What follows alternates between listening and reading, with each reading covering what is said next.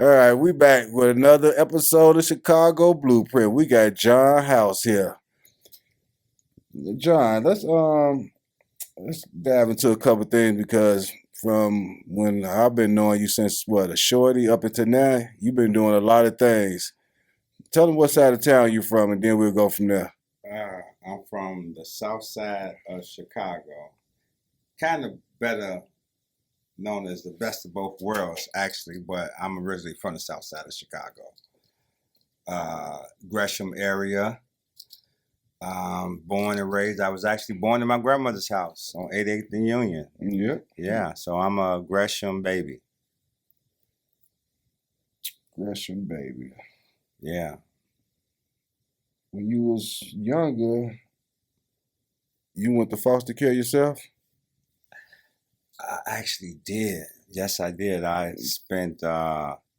was in foster care, man. Actually, you be in foster care until you like almost graduate high school, to be exact. So I was motivated to get out of foster care. So that kind of encouraged me to graduate from high school. Yeah. Exactly. Don't be shy, brother. Just come on. You know? How has foster care changed since the '80s? Why we can't approach it the same way today? Man, foster care has changed a lot since the '80s. First of all, you have how they market foster care has changed. Some people take advantage of foster care financially. So you have the financial sharks of foster care, and you also have the technology sense of foster care, which made people hesitant of allowing strangers in their home because it's such a, you can be a private person. Once you get into foster care, you're exposed. Right. So some people don't want those that limitation in a household. So those are some of the key major things I think why foster care has changed since the 80s. It's a lot of dynamics of budgeting with the politicians and things like that. But I think those are one or two of the main reasons why foster care is different compared to now in the 80s. Do you think technology improvement and whatnot has made foster care better or made it worse?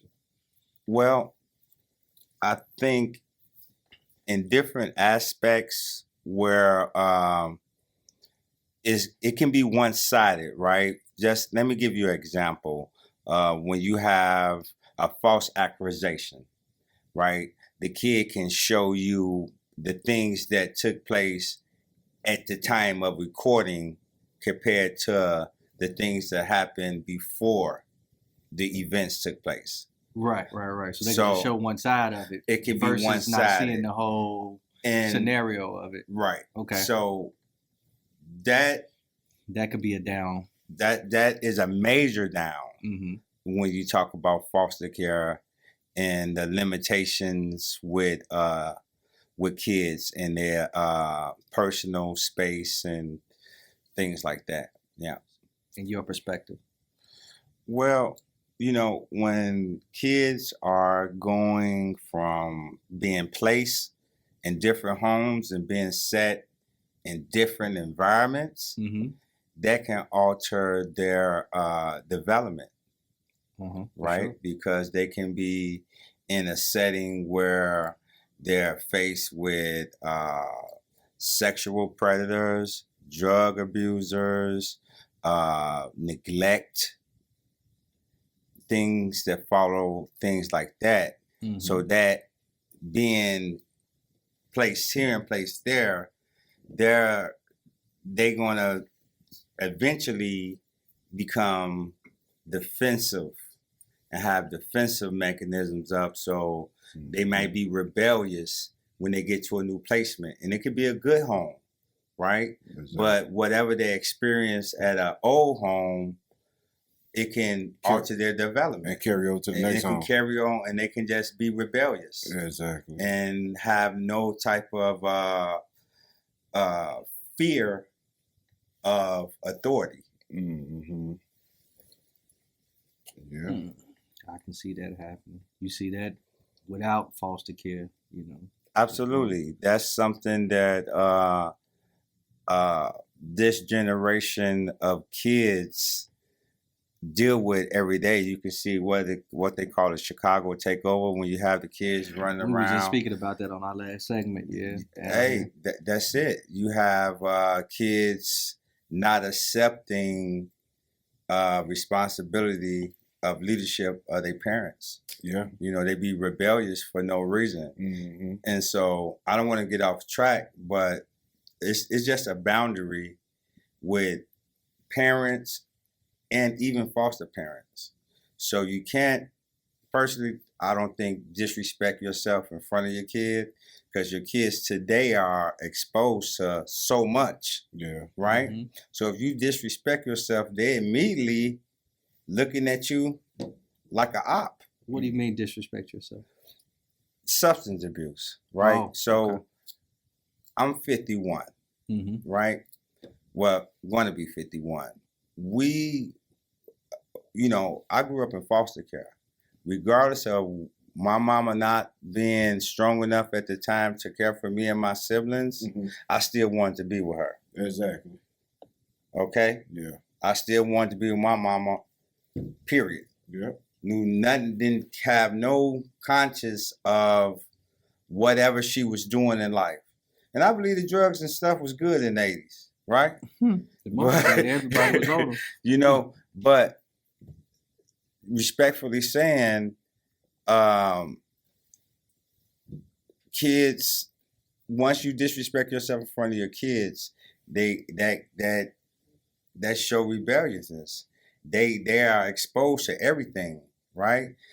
Parents be almost roommates with their kids, you know. So Yeah, they become their friends because they They- try to regain that relationship, you know, it's the boundaries. the boundaries. Yeah, Yeah, yeah. Kids will buck structure. Absolutely. Most definitely. Can foster care help kids develop resilience, or does the system sometimes work against them? Absolutely, man. Look at me. Looking good, bling bling. You know what I mean? So you can. Yeah, you Right. can, because when we met, I never knew you went to foster care. And we fifth grade, fourth grade when we met? Man. I think it was Almost, fourth. yeah. I think it was fourth Yeah, grade. yeah. Third or fourth grade we met. So you can. So my personal experiences is going to be different than someone else's, right? But personally, I do believe that foster kids do develop a set of emotional intelligence skills that's different than other civilians, if I can say, outside. It's of, called you know, survival. right. So you learn these different settings. You be observation of people and things like that in settings, because you know you become aware of things and how people act. So Right. foster kids take that with them over time. Mm-hmm. So yeah, you can. But at the same time, the system is poor too. You have the political aspect of it, where the budgeting is poor, Right. right? Then you have different variations of foster parenting. You have the people, like I mentioned before, that's in it for the money aspect. Then you have people that's in it for a good reason, but they set the foster kid up in a bad structure. Right. They bring them into a negative environment, and it gets even worse. Exactly. So, you know, you can and you can't. But I'm here to let the foster kids know that you can shine, Exactly. and that, you know, how you have to be encouraged, and how, you know, other things in that aspect. Mm-hmm. So, growing up in foster care, can it increase your vulnerability to gangs and street influence? Hey, listen, let me ask you something. Have you ever heard Snoop Dogg say the quote, "You gang related"? Yeah. For people who don't know what gang related mean, you can be gang related just by affiliation of the community you live in. That bridge cross a point, it exchanges gangs, right? You can be the greatest athlete or a book smart kid, but you're gang related because you live on this side of the bar lot, or you live on this side of the liquor store, or you live on this side of the church. Exactly. So That's the whole Chicago. you know, also it could be inheritance. That's a yeah. You know, you have pressure by your peers at school, wanting to be accepted, you know.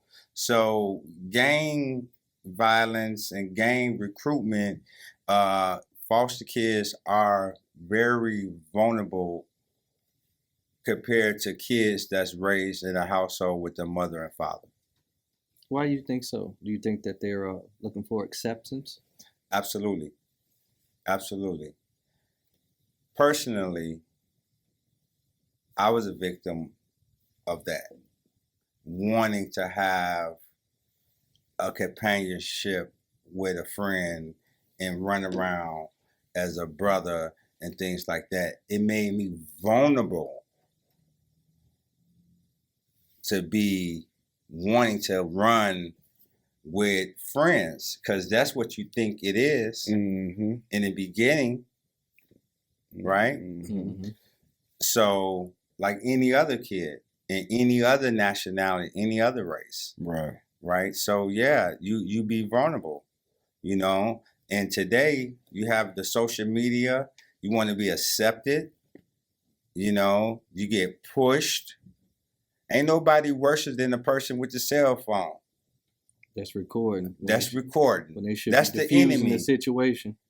That's the enemy. The person with the phone that's a fake producer that's telling you to go. So is it a difference between wealthy neighborhoods and inner city placement?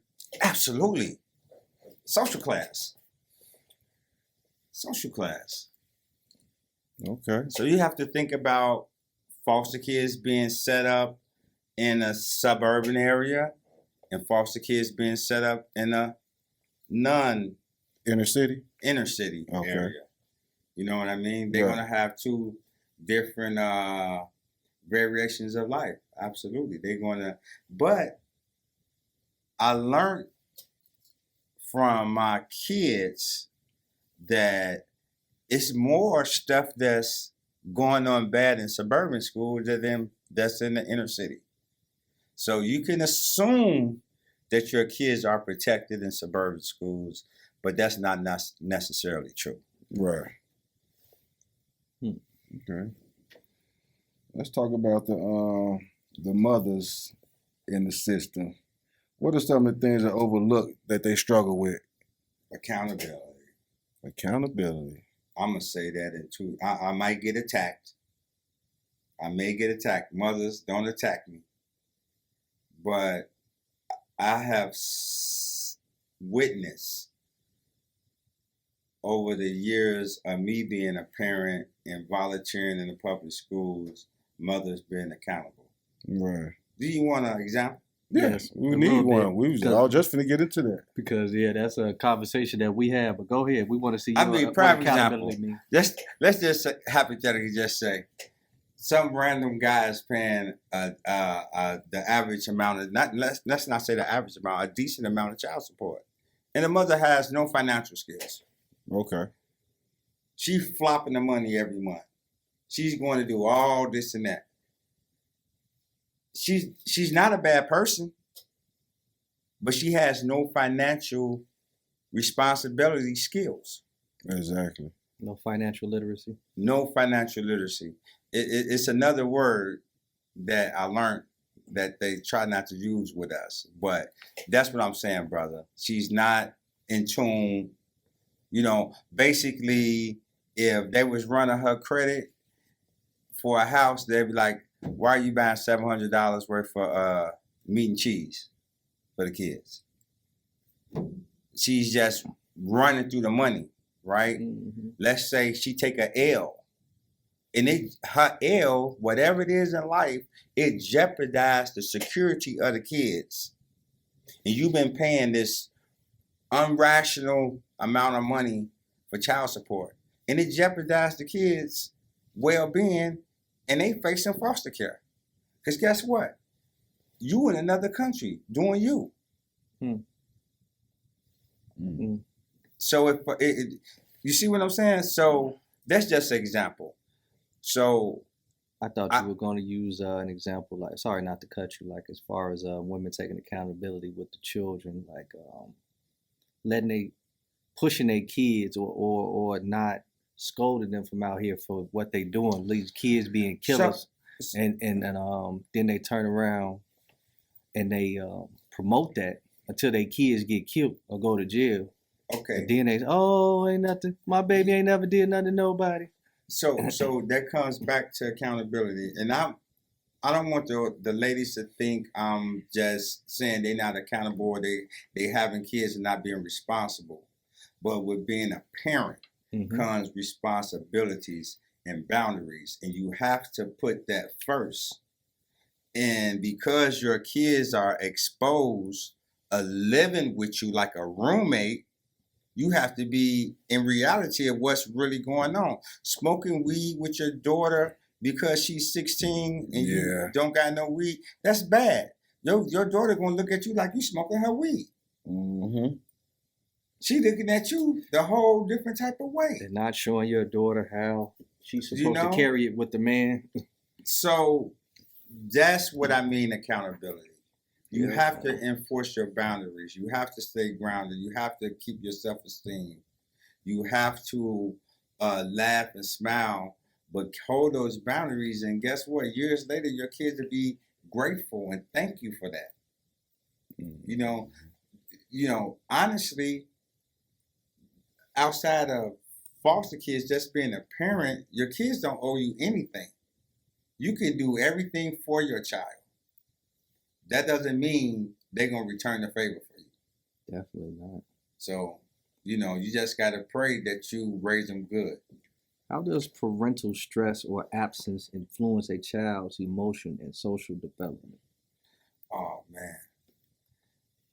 You absent. You absent. We all know that how the odds of a boy doing better in life with the man in his life is great. Way greater odds. Mm-hmm. Same thing for a female.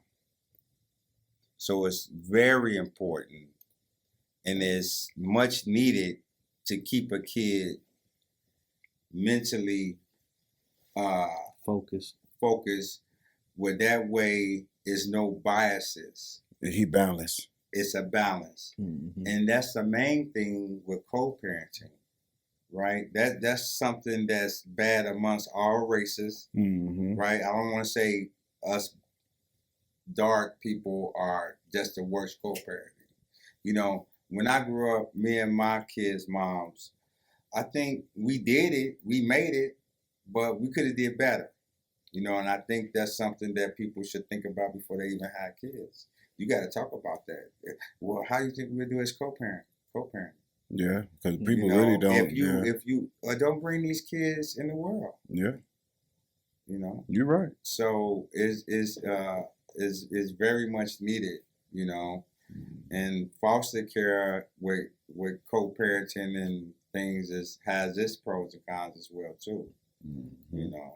Structures and households and stuff like that. Let me ask you about how does drug abuse in children's homes affect their placement and mental health? Oh man.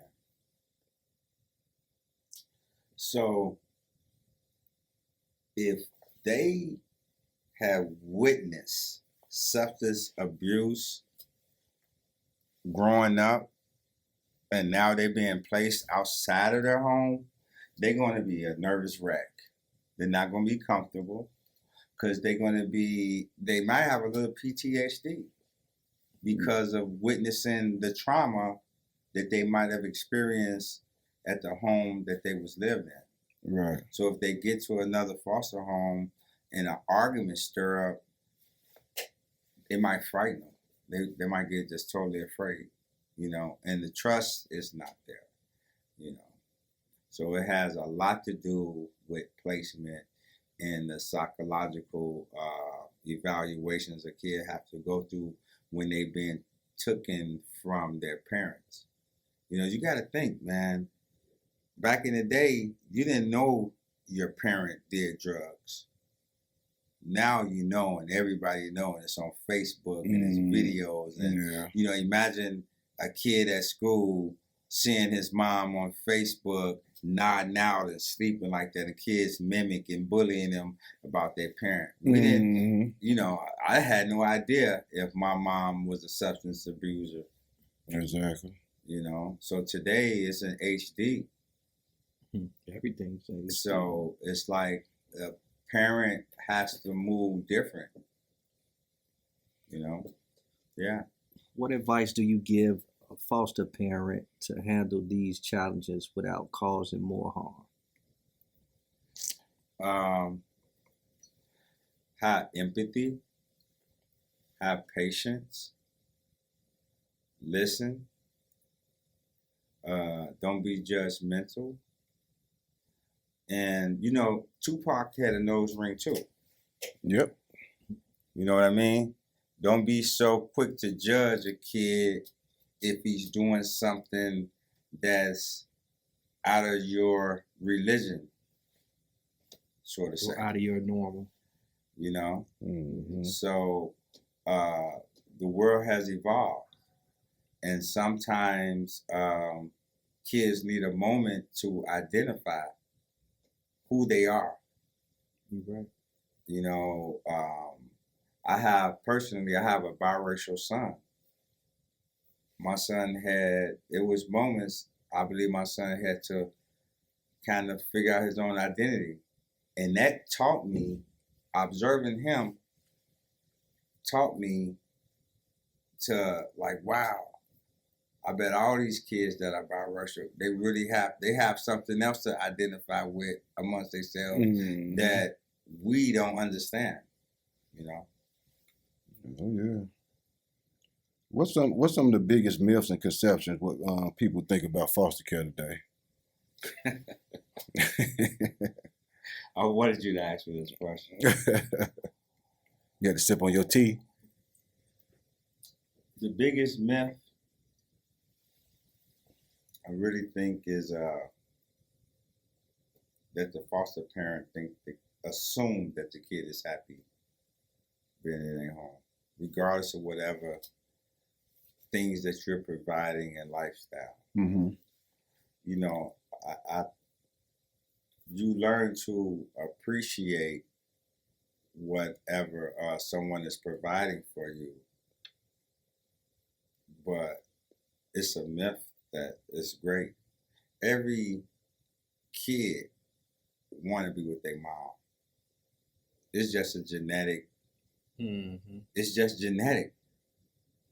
I hate to compare humans to animals, but I look at a lot of Animal Planet. We're not far from that. I look at a lot of Animal Planet, bro. I breed dogs. We're not far from that. They tried to show us that when we was kids in The Lion King. There was a lot of messages in The Lion King. Yeah. That might have been after y'all time. Y'all wasn't kids though, but I was a kid. I seen that. But yeah, I think that's one of that's a myth within itself, that we assume that, oh, Mary was raised by this rich family and she was happy. Now, in actuality, Mary wanted to be with her family. Right. She wanted to know her family. She had to substitute a reality that was kind of false. So you suffer from that. I have personally, these answers to these questions are my personal opinions. I think if we did statistics or whatever, Mhm. we can find some resemblance, or, some affiliation, and then it makes sense. Mhm. But you want overall to be with your parent. With your parents who raised you. I can identify with that because my mom died when I was young, and my grandmother raised me. I wasn't particularly raised in foster care, but just growing up with not just having that nourishment from your mother, it felt kind of similar, to a degree, because you want your mother to be there. You're looking for this person who you come out their womb to defend you versus you being raised by, someone else. Yeah, absolutely. Absolutely. And you think, okay, oh man, so they call foster kids technically status offenders because you're kind of in the judicial system, right? Somebody has to take legal guardian of you and all these different things. So you in court and don't even got a case. You know what I mean? So Kind of born into it. Huh? So you got all these different things going on. You have the rebellious side when kids run away because of whatever. So it's a lot of different aspect of trauma and different variations of it when you trying to really focus in on foster care and those type of situations. Yeah. If someone is considering taking care of foster kids today, what are some of the conversations they would need to have before they do it? They need to really ask themselves, are they ready to open up their door? Meaning open up their life. Because you're not private. It's not private. You can't be a foster parent and be private. Mm-hmm. You have to be willing to let someone into your life. You may have to separate your personal life from your foster parent life. Because it's not going to work if you're a foster parent and your boyfriend is a criminal. Exactly. It's not going to work. Mm-hmm. Over time, it's not going to work. Back in the day, nobody knew. There wasn't no technology. Now it's social media. But if your boyfriend is on the internet as a murderer, sex offender, something like that, you got foster kids, there you go. Oh, yeah. You know what I mean? We'll be exposed. You're going to be exposed. The foster kid is going to expose you. No, yeah. Yeah, Yeah, because they have the means to now. Yeah, they have the means Split second, put you out there. If you guys have one disagreement, there you go. A false accusation, they're your foster parent license. Exactly. So you want to make sure that you thinking about how you're exposing yourself, exposing the other kids that may be biologically yours. If you're dealing with something in your household with your own personal kids, Mm-hmm. it may not be healthy to bring no foster kids in your home. No. Just because this foster kid can bring $2,000 payment in your home to help pay your rent, you got a son or daughter that's unbalanced. Exactly. So now you're going to bring this foster kid in because he have financial gain, So you really should think about every aspect of your personal space before you get into foster care. Foster parent. Yeah, man. And John, you came and dropped a lot of jewels about the foster care system. Yeah. That's all I wanted to do was educate the public, talk about some emotional intelligence. We didn't tap into that like I wanted to, but we can use that on another segment. Yeah, you say you coming back anyway, so yeah, that's pretty much it, man. Just want to tell the world to have empathy for others. You never know what another kid is going through, and it's almost something that we believe don't exist. Mm-hmm. I mean, there's truancy every day. There's foster kids every day. There's parents giving their kids up every day. There's kids walking around every day that feel they have no one. Exactly. You know, Mm-hmm. sometimes these kids just need a hug, and sometimes these kids need to take their own accountability, Yeah. and they should want to do better. Because you can do anything you want to do. If I can give any kid any encouragement, go to school, take time, make boundaries with your friend, because your friends might not be with you. Out of all my friends, man, you know, I know a lot of guys. You know what I mean? I mean, you've been around each other for a number of years, and our relationship is totally different than some other guys I may know. So every friend ain't gonna be a good friend for you. And be encouraged, and find you some type of faith. You have to have some type of faith. I don't want to tell you what faith to choose, Mm-hmm. but find you something to believe in, and believe in yourself, because you can do anything. Donald Trump, the president, you can do anything. All right, man. Well, get them.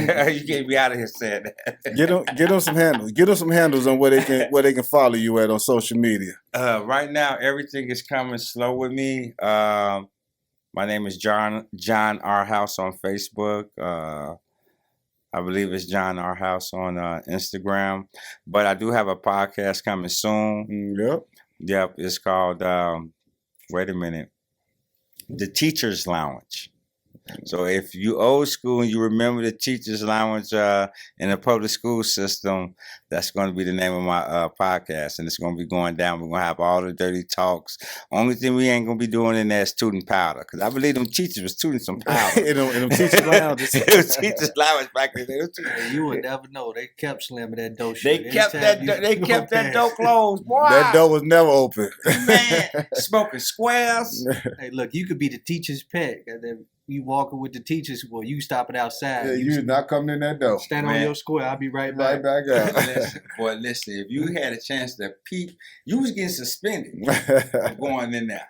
Oh man, you done dug But that's your when crazy devil, that's dude. when the engineer and the gym teachers was holding the schools down back in the day. Yeah. Every gym teacher was some back in the day, boy, in the 80s and 70s when we was in school, grade school.